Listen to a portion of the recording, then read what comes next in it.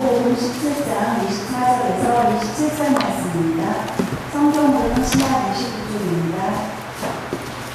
거듭나오는 이름이 반세를 하는 자들이 베드로에게 나와 이르되 너희 선생은 반세를 외치 아니하느냐 이르되 내신다 하고 집에 들어가니 예수께서 먼저 이르시되 시몬아 내 생각은 어떠하냐 세상 인물들이 누구에게 권세와 국세를 먹느냐 자기 아들이냐 타인에게냐 베드로가 이르되 타인에게입니다. 예수께서 이르시되 그렇다면 아들에게는 세를 원하리라. 그러나 우리가 그를 수습하지 않게 하기 위하여 내가 바다에 가서 낚시를 먼저 어린 고기를 가져 입으려면 돈 한 세계를 얻을 것이니 가져다가 나와 너를 위하여 주라 하시니라. 아멘. 어느 기분 좋은 여름날이었습니다. 각 결혼한 부부가 이제 저녁을 먹고 숲으로 산책을 이제 나가게 되었습니다. 산책을 하면서 둘이서 이제 아주 멋진 시간을 보내고 있는데 저 멀리서 꽥꽥 하는 소리가 들려왔습니다. 아내가 그 소리를 듣고 이렇게 말을 합니다. 여보, 저 소리 좀 들어봐. 닭이 틀림없어. 닭이야. 닭이 지금 울고 있네. 이렇게 이야기합니다. 남편이 그 이야기를 듣고 이렇게 말합니다. 여보, 아니야. 저건 거위야. 닭이 아니라 거위야. 아내가 남편의 말을 듣고 또 이렇게 말합니다. 아니야 여보. 저건 분명히 닭이야. 닭이 분명해. 라고 얘기합니다. 아내가 자꾸 꽥꽥 이 소리를 닭이라고 우기니까 남편이 약간 짜증이 나기 시작했습니다. 짜증나는 목소리로 이제 아내에게 이야기하죠. 그건 말도 안 돼. 닭은 꺽꺽 운단 말이야. 꽥꽥 하는 저 소리는 분명히 거위야. 저건 거위야. 라고 그렇게 이야기를 합니다. 그렇게 이야기하고 있는데 또다시 꽥꽥 하는 그런 소리가 멀리서 들려옵니다. 남편이 그 소리를 듣고 여보, 저것 봐. 거위잖아. 거위야. 그러자 이 아내가 발을 동동동 구르면서 남편에게 이렇게 말을 합니다. 여보, 아니란 말이야. 저건 닭이야. 내가 장담할 수 있어. 라고 얘기합니다. 남편이 자꾸 이 아내가 꽥꽥 하는 소리를 닭이라고 하니까 남편이 이제 화가 나기 시작합니다. 화가 나서 아내에게 이렇게 말합니다. 잘 들어봐, 여보. 저건 거위라고. 거위가 분명해. 라고 얘기합니다. 거위라고 알아들었어? 라고 얘기했지만 아내가 대들면서 말합니다. 아니야, 저건 닭이야. 라고 얘기합니다. 그러자 남편이 너무나 기분이 상해서 입에서 화를 내면서 아주 심한 말을 하려고 합니다. 이런 빌어먹을. 저건 분명히 거위라니까 당신은 정말이지 뭐뭐 말을 하려고 하는데 저 멀리서 또 꽥꽥 하는 그런 소리가 들리게 됩니다. 그 순간 그 소리를 듣고 아내가 또 이렇게 말을 하는 거예요. 저봐, 닭이잖아. 눈물을 글썽이면서 아내가 말합니다. 저봐, 닭이잖아. 그 순간 이 남편이 아내의 눈에 고였던 그 눈물을 이제 보게 되었습니다. 그리고 왜 자신이 이 여자와 결혼했는지를 생각하게 되었습니다. 그리고 그는 얼굴을 이제 누그러뜨리면서 남편은 부드럽게 이야기하는 거죠. 여보, 미안해. 생각해보니 당신 말이 맞아. 저거는 닭이야. 그러자 아내가 남편의 손을 이렇게 잡고서 이야기합니다. 고마워요, 여보. 그리고 이렇게 이제 이야기가 끝나요. 두 사람이 사랑 속의 산책을 계속하는 동안 숲에서는 다시금 소리가 들려왔다. 꽥꽥. 이렇게 이제 이야기가 됩니다. 이 이야기에서 남편은 왜 거위라고 주장을 하다가 닭이라고 했을까요? 꽥꽥거리는 것이 거위인지 닭인지를 따지는 것보다 더 중요한 것이 있음을 알았기 때문에 그렇습니다. 그것은 두 사람이 기분 좋은 여름날 함께 산책을 즐기는 것이었습니다. 함께 멋진 시간을 보내는 것이었습니다. 그리고 함께해서 행복한 시간을 보내는 것이었습니다. 그리고 남편은 기꺼이 그것을 위해서 옳고 그름을 따지지 않았고 자신의 주장을 양보할 수가 있었던 거죠. 우리가 살다 보면 옳고 그른 것을 따지는 것보다 더 중요한 것이 많이 있습니다. 옳고 그름을 따지는 것보다 살아가는 것이 더 중요합니다. 사랑하기 때문에 옳고 그름을 따지면서 상처를 주는 것보다 이제 배려하는 것이 더 좋습니다. 예수님께서 예루살렘으로 올라가시는 길에 가버나움에 이르렀을 때였어요. 성전세를 받으러 다닌 사람들이 베드로에게 나옵니다. 성경에는 반세겔을 받는 사람이라고 얘기하고 있죠. 그러니까 성전세가 반세겔이었기 때문에 반세겔 받는 사람들, 성전세 받으러 다닌 사람들을 말합니다. 성전세로 반세겔을 드리게 되었는데 이 반세겔 이제 받으러 다니는 사람들이 베드로에게서 와서 묻는 거죠. 근데 이 성전세라고 하는 것은요, 출애굽기에 보면 하나님께서 명령하신 거였습니다. 이스라엘 백성에게 명령한 거였습니다. 이스라엘 백성이 출애굽한 이후에 광야 생활할 때 하나님께서 말씀하신 겁니다. 출애굽기 30장 11절로 16절에 보니까 하나님께서 이렇게 말씀하셔요. 여호와께서 모세에게 말씀하여 이르시되 네가 이스라엘 자손의 수요를 조사할 때에 조사받은 각 사람은 그들을 계수할 때에 자기의 생명의 속전을 여호와께 드릴지니 이는 그것을 계수할 때에 그들 중에 질병이 없게 하려 함이라. 무릇 계수 중에 드는 자마다 성수의 세겔로 반 세겔을 낼지니 한 세겔은 20게라라 그 반 세겔을 여호와께 드릴지며 계수 중에 드는 모든 자 곧 20살 이상 된 자가 여호와께 드리되 너희의 생명을 대속하기 위하여 여호와께 드릴 때에 부자라고 반 세겔에서 더 내지 말고 가난한 자라고 더 내지 말지니며 너는 이스라엘 자손에게 속절을 취하여 회막 봉쇄했으라. 이것이 여호와 앞에서 이스라엘 자손의 기념이 되어서 너희의 생명을 대속하리라. 이렇게 말씀하시면서 성전세에 대해서 하나님께서 말씀하셨습니다. 이 성전세를 이야기하면서 생명의 속전이라고 말을 하죠. 세변적 성경 가운데서는 자기 목숨값으로 속전, 목숨값이라는 거예요. 현대어 성경 공동 번역에서는 자기 목숨값, 현대인의 성경에서는 자기 생명의 값, 쉬운 성경에서는 목숨을 대신해서 여호와께 바치는 것으로 번역되어 있습니다. 그냥 자기 목숨값으로 성전세를 내라라고 얘기하고 있습니다. 이 속전, 이 성전세는 20세 이상 된 남자라고 한다면 누구나 동일하게 반 세겔을 내어야 됐습니다. 매년 동일하게 반 세겔을 내어야 됐죠. 부자라고 해서 더 내지 말고 가난한 자라고 해서 적게 내지 말고 반 세겔. 20세 이상 된 남자라고 한다면 누구든지 매년 반 세겔을 드려야 했습니다. 이 세겔은 무게 단위인데요. 11.4g이라고 합니다. 그래서 성전세로 드려진 이 세겔은 은세겔이었는데요. 은 한 세겔은 노동자의 4일 품삯이었다고 합니다. 그러므로 반 세겔은 노동자의 이틀치 품삯에 해당되는 거였죠. 그러니까 노동자의 이틀치에 해당되는 그 품삯, 그 돈을, 그 반 세겔을 성전세로 드려라. 왜 성전세로 드리라라고 했는가 하면 성막을 유지하고 성막에서 의식을 거행하는 데 필요한 비용으로 사용하기 위해서 드리라라고 얘기하고 있습니다. 그렇게 이제 사용하려고 드리라라고 하는 거죠. 근데 이 성전세를 거두러 다닌 사람들이 베드로에게서 나와서 물었어요. 여러분의 선생님은 성전세를 바치지 않습니까? 여러분의 선생님은 성전세를 바치지 않습니까? 그러자 베드로가 말합니다. 바칩니다 라고 얘기하죠. 그리고 집에 들어갔더니 예수님께서 그 이야기를 아셨는지 먼저 말씀을 꺼내시는 거예요. 시몬아, 네 생각은 어떠하냐? 세상 임금들이 관세나 주민세를 누구한테 받아들이느냐? 자녀들에게냐 아니면 남들한테냐? 베드로가 말합니다. 남들한테 받아들입니다. 그러자 예수님께서 이렇게 말씀하죠. 그러면 자녀들은 면제받는다. 그러나 우리가 그들을 걸려 넘어지지 않도록 해야 하니 내가 바다로 가서 낚시를 던져 맨 먼저 올라오는 고기를 잡아서 그 입을 벌려보아라. 그러면 은전 한 입이 그 속에 있을 것이다. 그것을 가져다가 나와 너를 위해서 그들에게 내라 라고 그렇게 말씀합니다. 자, 예수님께서 하나님의 아들이시고 예수님은 성전의 주인 되십니다. 그러므로 자녀들은 면제받는다라고 말씀하신 것처럼 예수님께서는 성전세를 납부하지 않으셔도 됩니다. 그런데 예수님은 성전세를 내라라고 베드로에게 말씀을 하시는 거죠. 왜 내라고 하셨을까? 그 이유가 바로 27절에 나오고 있어요. 그러나 우리가 그들을 실족하지 않게 하기 위하여 내라라고 말씀하시는 거예요. 예수님께서 자기 권리를 포기하시면서 성전세를 내라고 하신 이유입니다. 성전세를 거두어들이는 사람들을 실족하지 않게 하기 위해서 내라라고 말씀하는 거죠. 그들로 하여금 걸려 넘어지지 않게 하기 위해서 내라. 그들의 감정을 상하지 않게 하기 위해서 내라라고 말씀하시는 거예요. 만약 예수님께서 성전세를 내지 않았다라고 한다면 당시 사람들이 예수님께서 하나님의 아들이심을 믿지 못하는 사람들은 아마도 큰 반발을 했을 것입니다. 백성들도 크게 실망했을 것이고 예수님에 대해서 불필요한 오해를 했을 것이 분명합니다.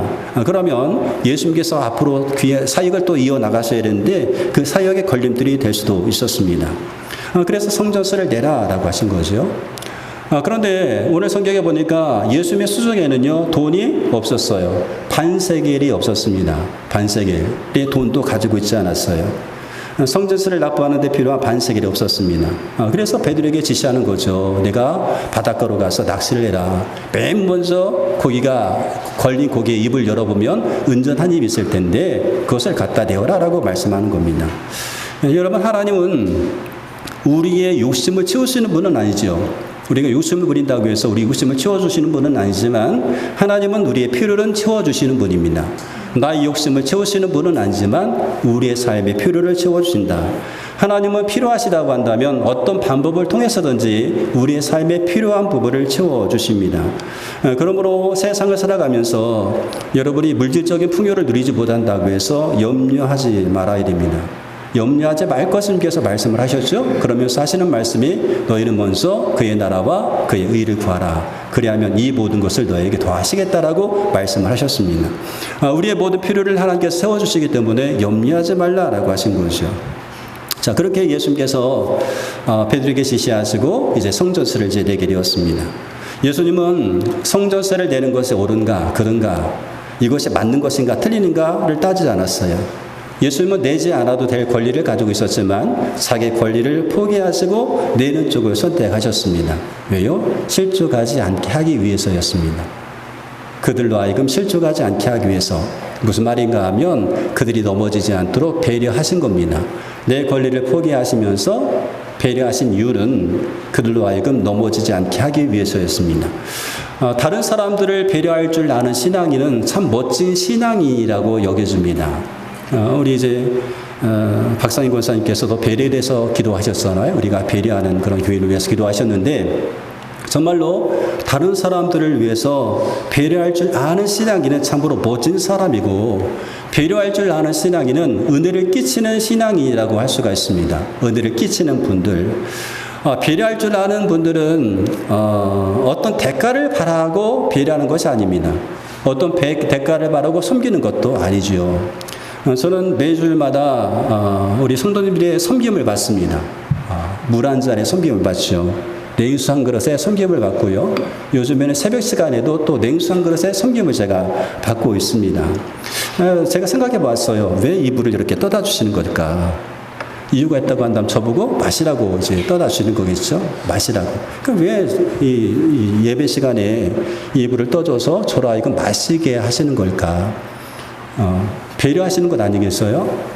앞에서 예배인도 하시고 말씀을 증가하다 보면 목이 탈 수도 있고 목이 잠길 수도 있으니까 목사님 그럴 때를 대비해서 한번 드세요라고 저를 배려해서 이렇게 물을 갖다 주시는 겁니다. 어떤 대가를 바라지 않고 그냥 섬겨주시는 거죠. 그런 배려하는 마음이 은혜를 끼칩니다. 배려하는 마음이 저의 마음을 따뜻하게 하고 그냥 감사하게 합니다. 이 자리에서를 비워서 감사의 말을 전할게요. 매주일마다 섬겨주셔서 감사하고 또 새벽마다 섬겨주셔서 감사합니다. 여러분은 누군가를 배려하기 위해서 여러분의 권리를 포기할 수가 있습니까? 누군가 넘어지지 않게 하기 위해서 여러분의 권리를, 여러분의 주장을 포기할 수가 있습니까? 누군가를 실족하지 않게 하기 위해서 정말로 여러분의 주장 권리를 포기할 수 있습니까? 그런 성도는 예수님의 사랑을 실천하는 성도이고 성숙한 신앙인이며 참으로 멋진 신앙인이라고 여겨집니다. 멋진 신앙인이죠.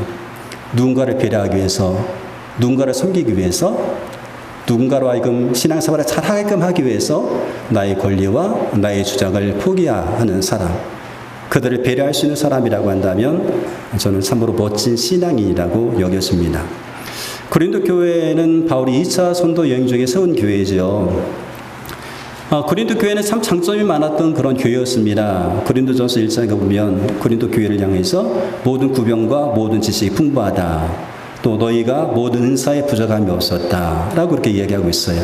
은사도 풍부했고 지식도 풍부했던 그런 교회가 고린도 교회였습니다. 그런데 이렇게 많은 장점에도 불구하고 고린 교회에는 다양한 문제를 가지고 있었어요.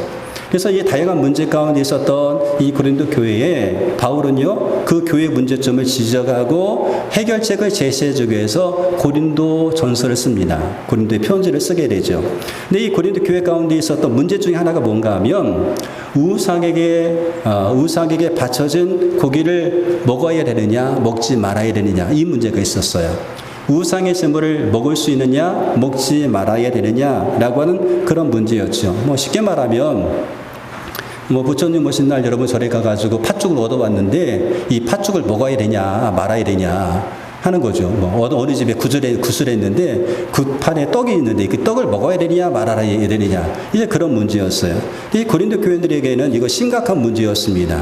당시 고린도 지역에 많은 우상이 성행했고 또 시장에 내다 파는 그런 모든 거의 대부분의 고기는 이미 우상에게 바쳐졌던 그런 고기였습니다. 그래서 이 고기를 먹을 것인가 말 것인가라고 하는 것은 고린도 교인들에게 있어서 정말 심각한 그런 문제였습니다. 그런데 어떤 사람들은 지식이 있었어요. 어떤 지식인가 하면 우상은 아무것도 아니다. 우상은 아무것도 아니라는 거예요. 우상은 아무것도 아니기 때문에 우상의 제물을 먹는 것도 아무것도 아니다. 괜찮다. 먹을 수 있다라고 그렇게 말을 하는 사람도 있었고 실제로 먹는 사람도 있었습니다. 그러나 그렇다고 해서 모든 사람들이 그렇게 생각한 것은 아니었습니다. 특별히 유대교에서 개종한 사람들은 이 우상의 제물을 먹는 것에 대해서 굉장히 거부감을 느끼고 있었죠. 거부감을 가지고 있었고 부정한 음식이라고 해서 먹을 수 없다고 주장했습니다. 또 어떤 사람들이 우상의 제물을 먹는 것을 보면서 실족하는 사람들이 있었죠. 아니, 어떻게 예수님을 믿는 사람이 우상의 제물을 먹을 수가 있어 하면서 시험에 드는 사람도 있었던 겁니다. 그래서 먹어도 된다, 먹으면 안 된다, 이런 입장이 대립하고 있었던 그런 상황이 고린도 교회 가운데 있었습니다. 근데 바울은 이 문제가 왜 생겼는지에 대해서 먼저 지적합니다. 고린도전서 8장 1절과 2절에 보니까 어떤 문제를 지적하는가 하면 이와 같은 문제가 생긴 것은 지식은 있는데 사랑이 없기 때문에 생긴 것이다 라고 지적을 하고 있어요. 우상의 제물에 대하여는 우리가 다 지식이 있는 줄을 아나 지식은 교만하게 하며 사랑은 덕을 세우나니, 이렇게 말합니다. 지식은 교만하게 하고 사랑은 덕을 세운다. 그래서 바울은요, 이 우상의 제물에 먹는 문제에 대해서 지식보다 사랑으로 덕을 세울 것을 이야기하고 있습니다. 우상은 아무것도 아니고 우상의 제물을 먹는 것도 아무것도 아니기 때문에 먹을 수 있다라고 여기는 사람들을 향하여서 그런 지식보다 사랑으로 먼저 덕을 세워라 라고 얘기하는 거예요. 난 먹을 수 있는 지식이 있어요. 그러나 그 지식으로 교만하지 말고 오히려 사랑으로 덕을 세워라. 그래서 지식으로 옳고 그름을 판단하고 비판하기보다는 사랑할 것을 요구하고 있습니다. 그러면서 바울은 이 문제의 결론을 이렇게 내리고 있습니다. 고린도전서 8장 9절에 보니까 그런즉 너희의 자유가 믿음이 약한 자들에게 걸려 넘어지게 하는 것이 되지 않도록 주의하라. 너희 믿음이, 너희의 자유함이 믿음이 약한 자들에게 걸려 넘어지게 하는 것이 되지 않도록 주의하라. 지식이 믿음이 약한 자들에게 걸려 넘어지는 것이 되지 않도록 주의하라. 그러면서 바울은 이렇게까지 이야기합니다. 그러므로 만일 음식이 내 형제를 실족하게 한다면 나는 영원히 고기를 먹지 아니하여 내 형제를 실족하지 않게 하리라. 바울도 먹을 만한 지식이 있었어요. 우상은 아무것도 아니라는 것을 알고 있었습니다. 그러나 형제가 만약에 내가 이 고기를 먹음을 통하여서 형제가 실족하게 한다고 한다면 나는 영원히 내가 고기를 먹지 않겠다라고 얘기하는 겁니다. 지식보다 사랑으로 대하겠다라고 하는 거죠. 먹어도 된다, 먹어서는 안 된다. 이렇게 대립하지 말고 배려하라는 거예요. 믿음이 약한 자를 생각해서 그들이 걸려 넘어지지 않도록 배려하라는 것입니다. 먹을 수 있는 자유함이 있지만 다른 사람을 생각해서 먹지 말라는 거예요. 누군가 당신이 먹는 것을 보고 실족하면 먹지 마라 라고 하는 거죠. 누군가를 실족하기 위해서 여러분의 권리를 포기하십시오, 이 내용입니다. 누군가 넘어지지 않게 하기 위해서 여러분이 먹을 수 있는 지식, 여러분이 먹을 수 있는 그런 권리를 포기하십시오 라고 얘기하는 거죠. 그렇게 사랑으로 덕을 세우라 라고 얘기합니다. 여러분, 더운 여름이 지금 다가오고 있죠. 무척 덥습니다. 이제 에어컨 틀어야 될 때가 되었는데, 이제 한여름이 되면 예배 인도자로 제가 앞에 섰을 때에 굉장히 힘든 부분이 있어요. 등 뒤에서 막 땀이 쭈르르 흘러내릴 때가 있어요. 그러면 제 마음 한구석에는 이 마이를 좀 벗고 싶다. 벗고 좀 예배 드리고 싶다. 그런 마음이 생길 때가 있어요. 심지어는 넥타이도 풀어서 해치고 그냥 예배 드리면 안 될까? 여러분 만약에 여러분 한번 생각해 보세요. 제가 예배 시간에 딱 왔는데 티셔츠 하나 딱 걸치고 반바지를 딱 입고 왔어요. 그리고 앞에서 예배를 인도를 합니다. 여러분 어떨 것 같아요? 아마 많은 분들이 이 문제를 가지고 이제 이야기를 할 거예요. 아니 어떻게 목사님 예배 인도하는데 반바지를 입고 예배를 인도할 수가 있어? 라고 하시는 부분도 있을 것이고, 또 어떤 부분은 더운데 그 정도 이해하고 넘어가야지, 하나님 앞에 마음을 다해서 예배드리면 되는 거지, 의복이 무슨 무슨 상관이 있어? 그렇게 말씀하시는 분들도 있을 거예요. 그래서 아마도 어떤 경우에는 아주 격한 논쟁이 벌어질 겁니다. 목회자가 예배 인도할 때 반바지를 입어도 되느냐, 입어도 된다, 한쪽은 입을 수 없다 라고 하는 이 문제를 가지고 막 격렬하게 하겠죠. 근데 만약에 이것을 가지고 여러분이 따진다고 한다면 서로 비판하고 비방하는 일이 될 겁니다.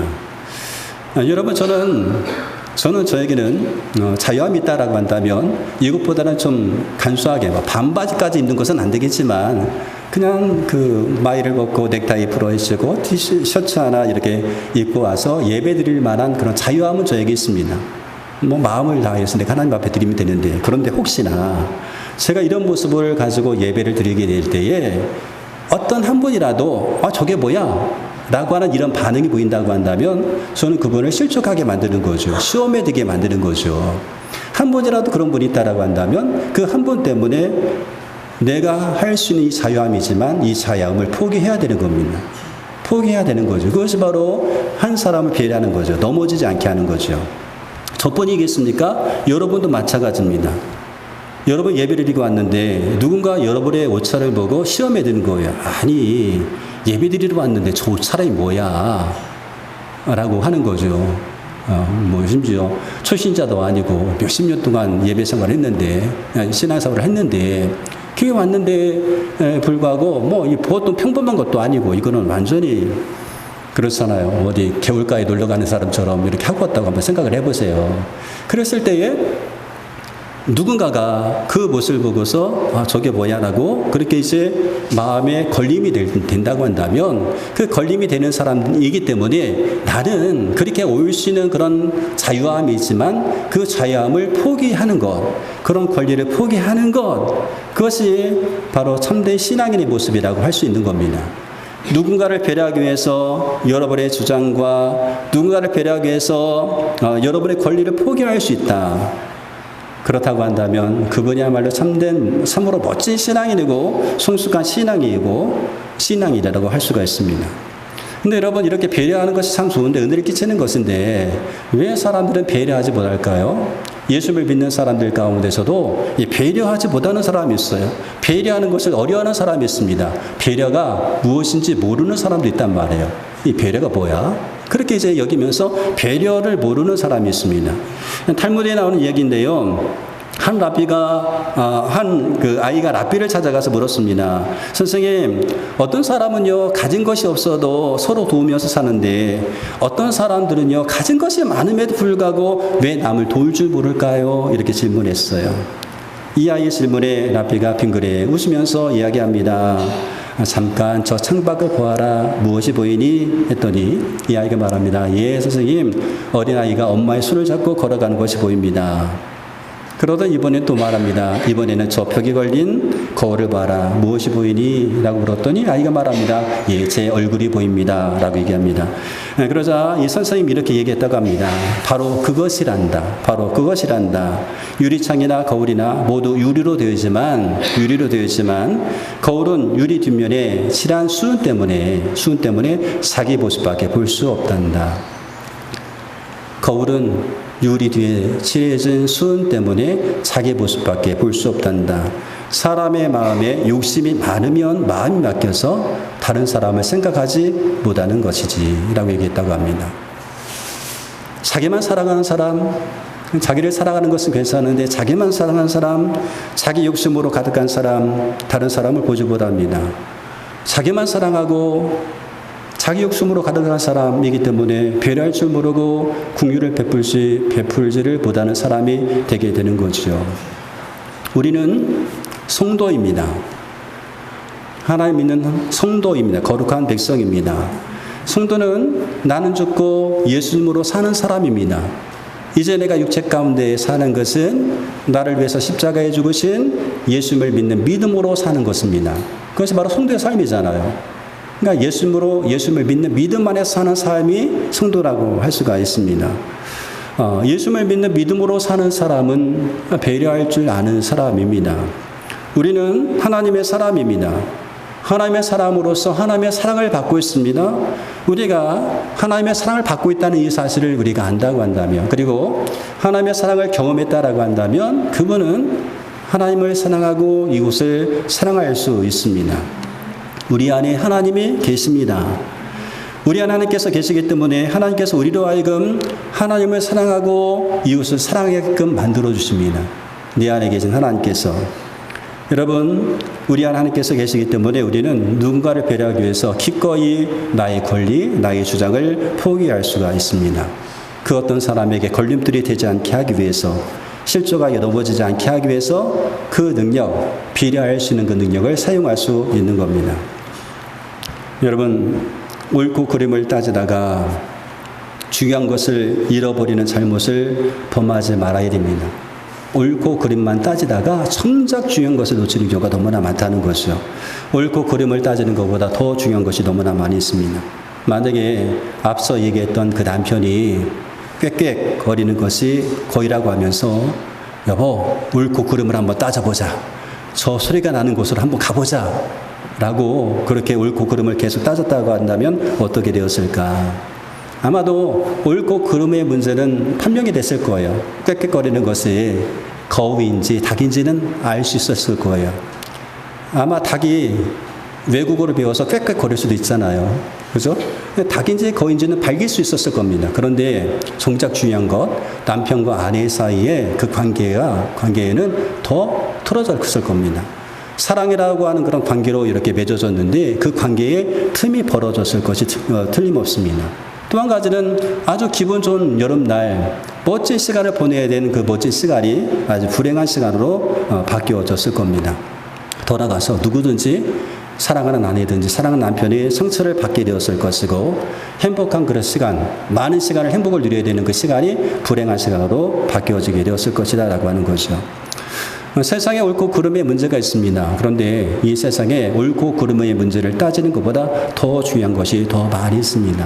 그 중요한 것을 위해서 기꺼이 나의 권리를 포기하고 배려할 수 있는 사람, 사랑으로 배려할 수 있는 사람, 그 사람이야말로 정말 하나님의 백성이고 하나님의 백성다운 삶의 모습이라고 할 수가 있지요.